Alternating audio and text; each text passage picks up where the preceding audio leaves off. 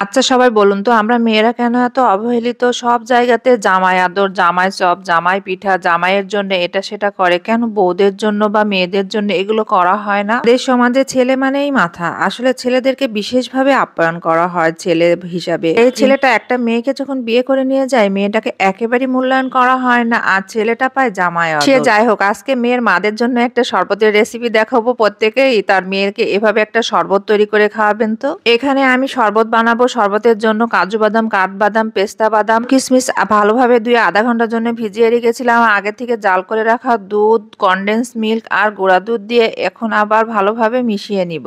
আর এখানে কিন্তু আমি স্বাদমতো চিনিও ব্যবহার করেছি। সবকিছু ভালোভাবে মিশিয়ে নিয়েছি। আর সবকিছু মেশানোর পরেও বাদামের এই মিশ্রণটা আমি আধা ঘন্টার জন্য ভিজিয়ে রেখেছিলাম, যাতে বাদামের ভিতরেও সুন্দরভাবে দুধটা ঢুকে যায়। এই মিশ্রণে যদি বাদামটা ভিজিয়ে রাখা যায়, তাতে শরবতটা খেতেও আরো বেশি টেস্টি হয়। আমার মাথায় একটা জিনিস সবসময় কাজ করে, আমরা মেয়েরা বিয়ের পরে কেন এত অবহেলিত হই? মেয়ে হয়ে জন্মেছি বলে বিয়ের পরে মেয়েরা বাবার বাড়ির মেহমান হয়ে যায়, শ্বশুর বাড়ির কাজের মেয়ে। এই মেয়েটা বাবার বাড়িতে একটা কাজও করতো না, হাত ধুয়ে ভাত খেত না। সেই মেয়েটা শ্বশুর বাড়ি যে রাত অব্দি কাজ করে, তারপরও তার কোনো মূল্যায়ন করা হয় না। আবার যখন বাবার বাড়ি আসে, ব্যাগ গুছিয়ে নিয়ে আসে, ঘরের এক কোণে রেখে আবার যাওয়ার সময় হলে ব্যাগটা নিয়ে রওনা দেয়। এটা কি মেয়েদের জীবন? এই ফাঁকে আমার আধা ঘন্টা সময় পার হয়ে গেছে। আমি ব্লেন্ডারে একটু একটু করে ব্লেন্ড করে নিব। যেহেতু আমার বড় ব্লেন্ডার নাই, তাই আমি ছোট্ট একটা ব্লেন্ডারের সাহায্যে এভাবে একটু সময় নিয়ে ব্লেন্ডার করে নিচ্ছি।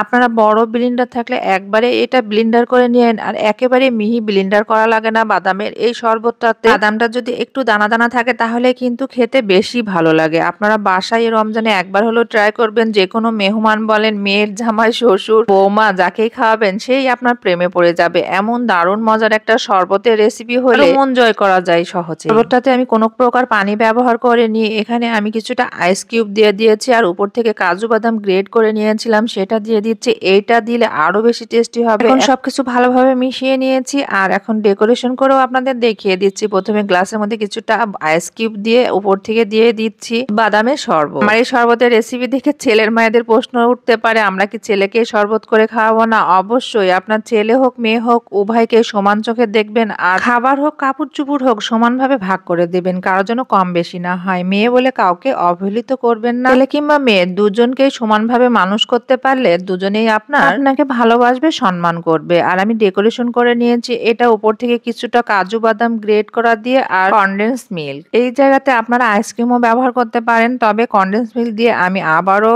কিছুটা ডেকোরেশন করে নিয়েছি। এটা খেতে কিন্তু দারুণ টেস্টি ছিল, অসাধারণ একটা দুধ বাদামের শরবত হয়েছিল। এই শরবতটা তৈরি যে করবে আর একবার খাবে সে বারবার খেতে চাইবে, এটার প্রেমে পড়বে বারবার। আমি বলে শোনেন শোনেন আপু ভাইয়ারা, যদি আমার রেসিপিটি ভালো লেগে থাকে তাহলে একটু লাইক, কমেন্ট, শেয়ার করবেন, পাশে থাকবেন। আল্লাহ হাফেজ।